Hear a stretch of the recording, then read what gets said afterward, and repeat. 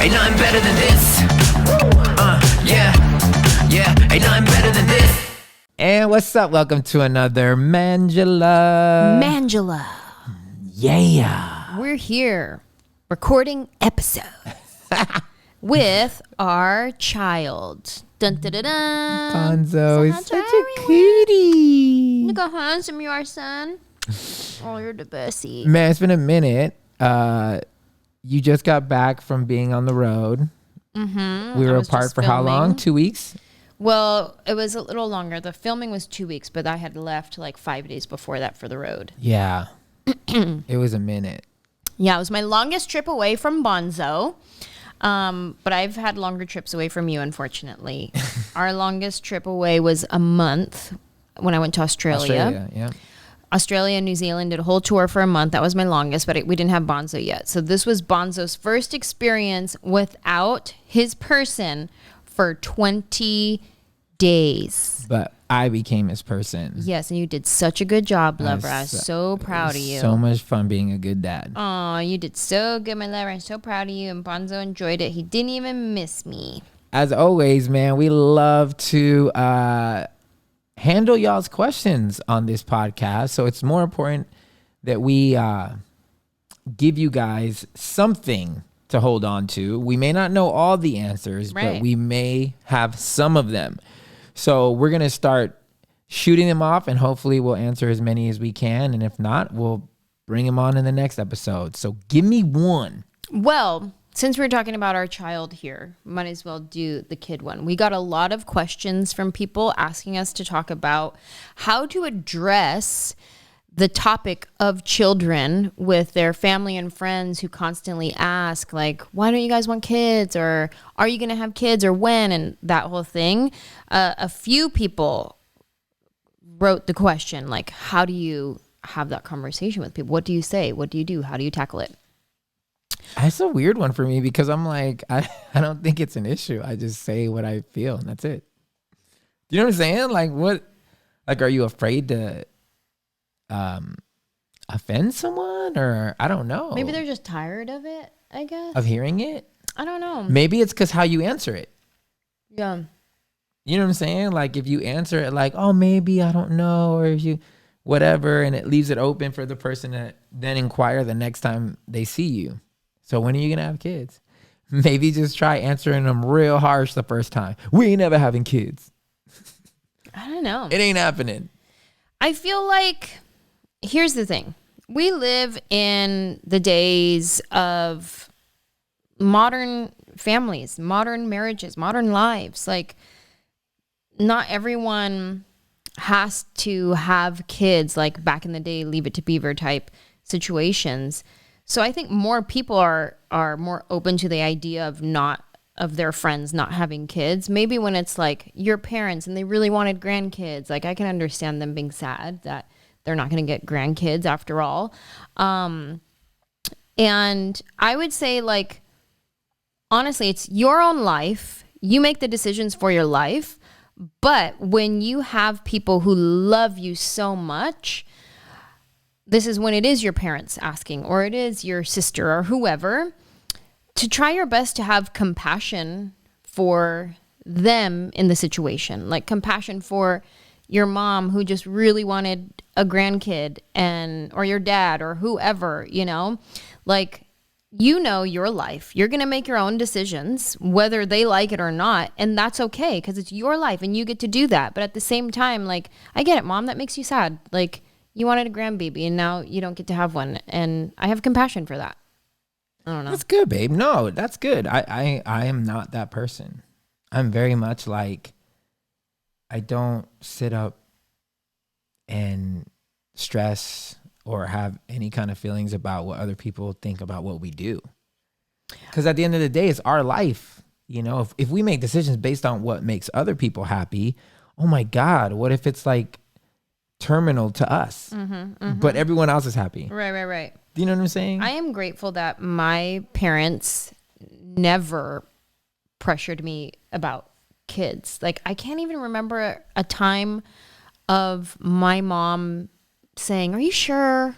Maybe Yeah. she did, but I don't remember it. I know your mom has for sure. Really? Oh yeah, your mom has said to me a couple in the beginning of our marriage. Because I haven't heard her say anything. No, in the beginning. Now they're like, that's Angela and Joe. They have enough hands full with my brothers. Right. But I do remember in the beginning, your mom would say, "Are you sure, Angela? You don't want kids?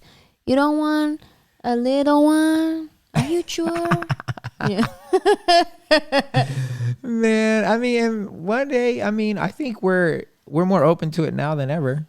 So I Well, mean, yeah. Now that I'm old, and the ship is older, babe, not is- old. You're right. And now that I'm getting older, and the ship's getting ready to like sail away, it's like doing that last like. Like, it's getting ready to sail. Now we're like, hey, are we getting on the ship or are we good right here? Like, that's And kind of I'm where we're fully at. up to you, like, because I know it's gonna affect you more than it'll affect me. Totally. Oh my God. I mean, So getting off of birth control and having a real period again would, yeah, that in itself is you're a like, working woman, you tour. It's I know. a life change, but know. I I let you know. lead on that. I'm kind of more like a river. I just flow. Yeah.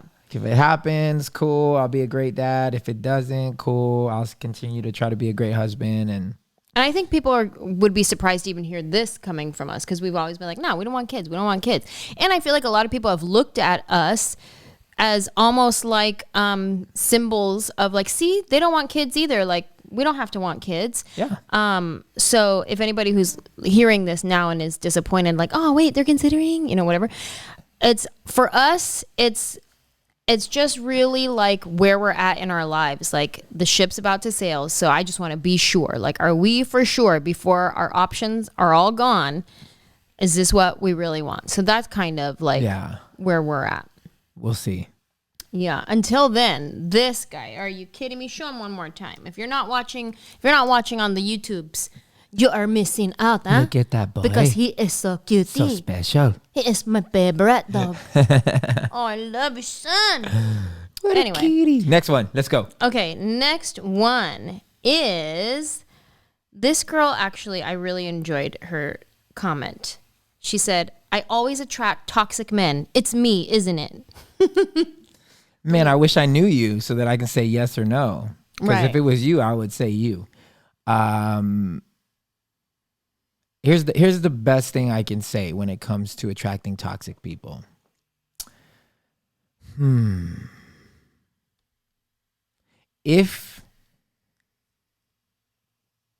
If you've attracted more than one, it's not even the attracting.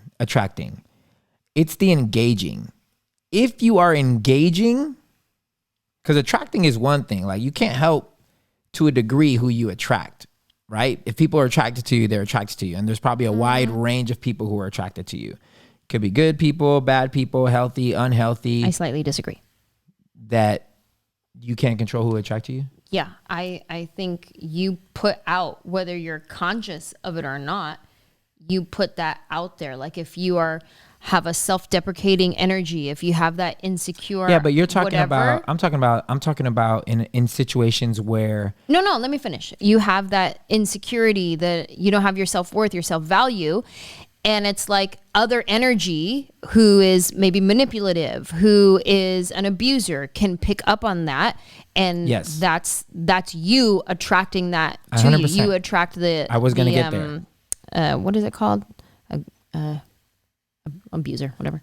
I was going to get there. What I'm saying is initially everyone has the ability to present who they want to be to someone else, Okay. right? So your profile on Facebook, your profile on Instagram, I'm going to venture that 50% of the people, how they present themselves online, which is how most people are judged currently, may not be who they are. It's who they would like everyone to think they are, Yeah. right? Someone can be attracted to that version of you. And then when they get to know you in reality, you're a completely different person.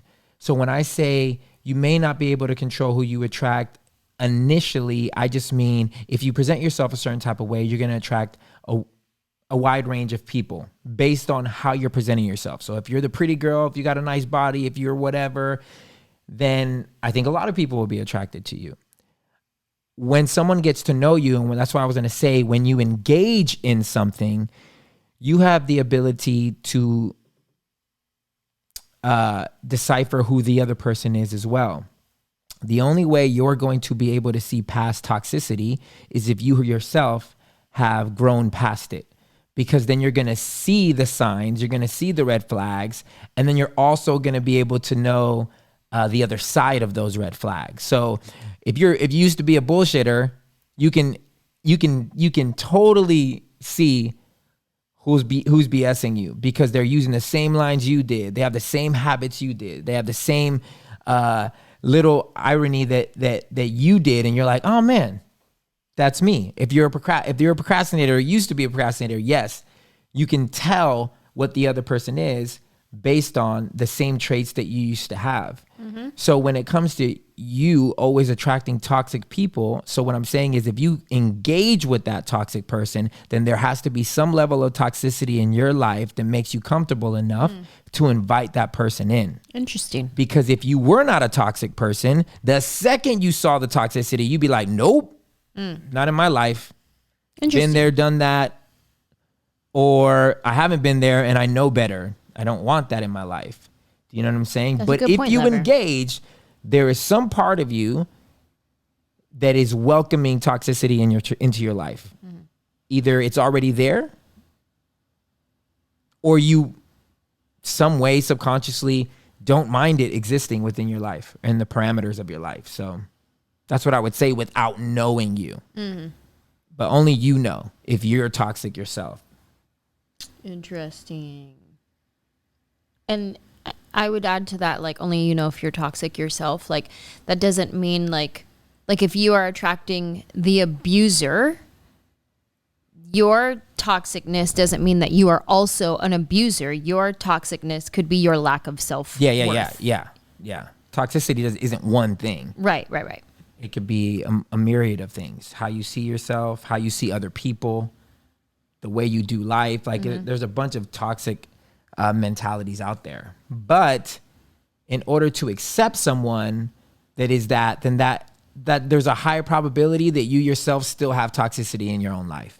Because anyone who's come out of toxicity and a toxic mindset or toxic people never want to return, and are doing everything in their life to make sure that their circle and their own mind state is free from toxicity. So that requires growth, maturity, discipline, self-awareness, major self-awareness, and major discipline. Because if you're used to being in toxic relationships, that's what's comfortable. So when you get in a relationship and the guy raises his voice to you, should be a red flag, but because you're used to it, for some reason now in your warped thinking, that is translated as love. Oh, he loves me because he's so passionate that he would raise his voice at me or something. You know what I mean? Like, everything becomes normal. Crazy becomes normal if you're around it long enough.